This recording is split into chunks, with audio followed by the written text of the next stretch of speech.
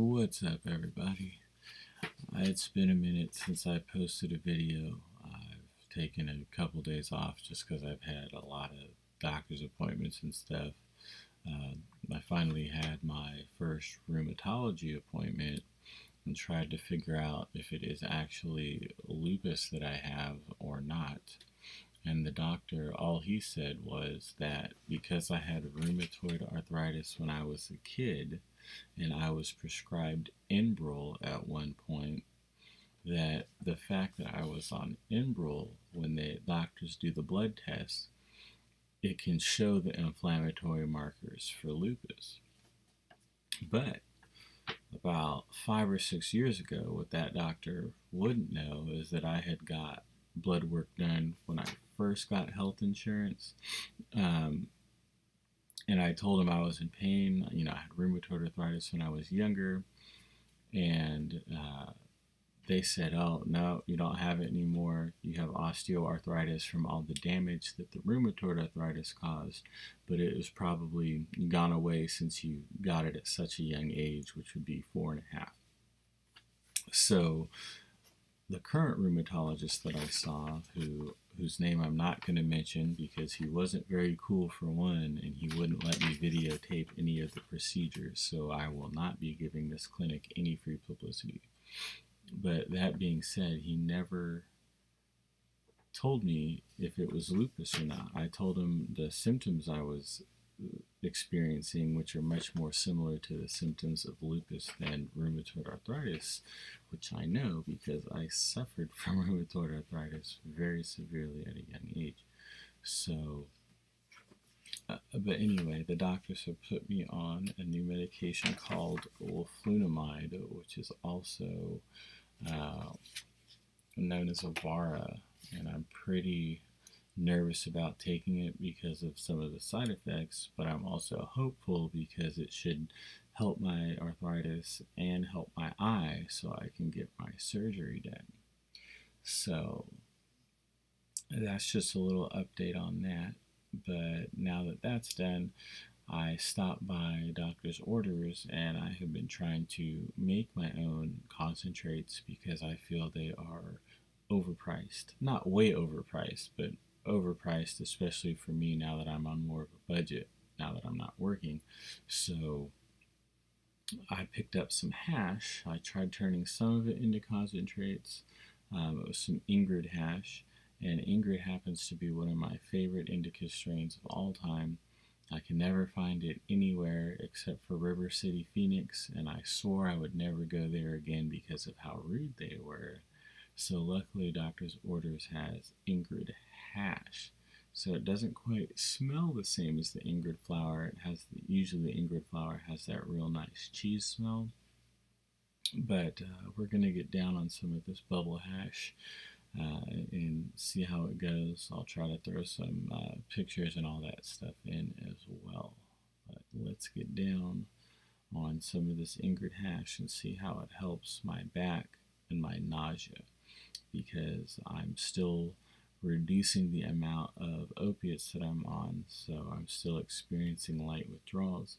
And one of the side effects of my new medication is nausea and severe diarrhea. So wouldn't that be lovely to have in combination with dealing with opiate withdrawals? So let's see how this hash helps.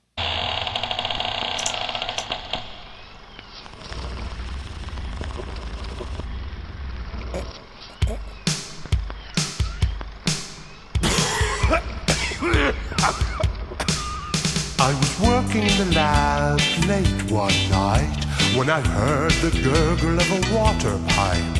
So I turned to see my monster in a cloud of smoke, who said, "This shit ain't bad. Here, have a toke." We smoked some hash, We smoked some monster hash. some monster hash. It was his personal We stash. smoked some hash, We got completely on trashed. monster hash. We smoked some monster hash as we partied in the castle with the living dead. Mouths were dry and eyes were red. The ghouls and goblins shrieked and screamed, "Won't somebody please pass the They Visine?" smoked some hash, They smoked some monster some hash monster hash. from Frankie's personal We stash, smoked some hash and they all were on smashed. monster hash. They smoked some monster hash. The mummy was toking on a ball. Take a dope while Wolfman said, "Don't bogart that, pass it along." The swamp thing was toasted, rolling on the floor, laughing hysterically and pleading for more. The scene was rocking as the werewolves moved to the undead reggae band's dance hall grooves. Meanwhile, in the kitchen, Frankenstein baked some Alice B. Toklas brownies and we cakes. ate some hash, We ate some monster some hash. monster hash. It had the graveyard We smash. ate some hash. Alright, I'm back from sampling that Ingrid hash, and man, it was pretty good. Usually, Ingrid flour has like a cheesy kind of smell and taste. This hash was really sweet. It had a real nice smell and taste to it. Um, and the hash was nice and gooey. I was able to stick it on the end of my dabber, set it on fire, and blow it out. Put it on top of just a little bit of shake that I had, for some GDP shake that I had, and was able to spread it out like it was butter. It worked great. It burned nice.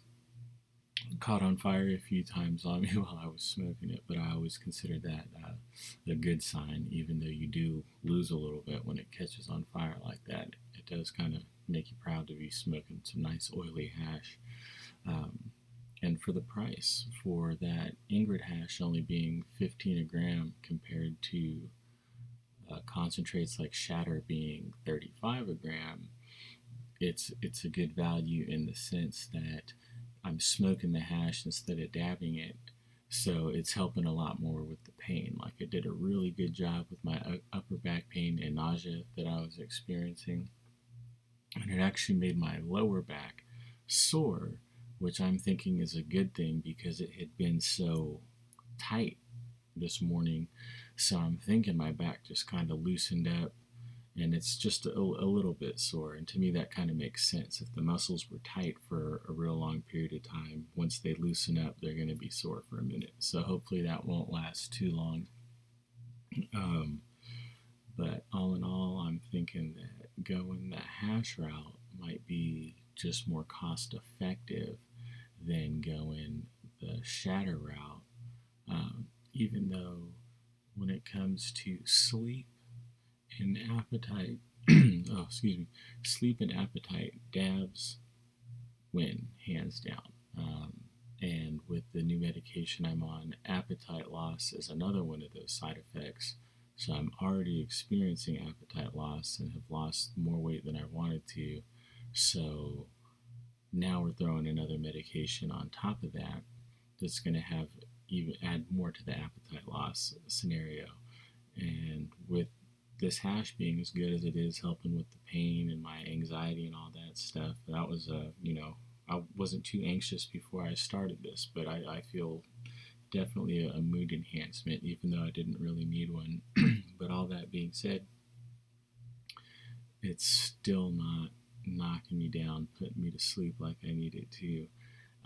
And it's not helping with the appetite. So during the day for the pain, I might, to try to conserve my flour more, save some money, I might figure a ratio of hash or keef that I could mix with a little bit of flour or something to kind of make my bowls last a little longer.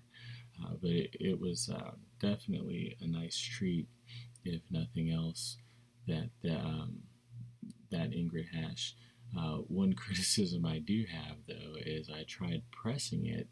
I have a video I'm going to put out here pretty soon where we had tried to do a rosin press, and the Ingrid hash is what we used in it. It didn't really work great for pressing rosin, which is surprising because you can tell it's really gooey, has some good resin to it. So if I had to offer criticism, that would be it, because I want to be able to save on my concentrates and make my own. And I've been working on that, so I'll be posting the results, pictures from those experiments in a little bit as well.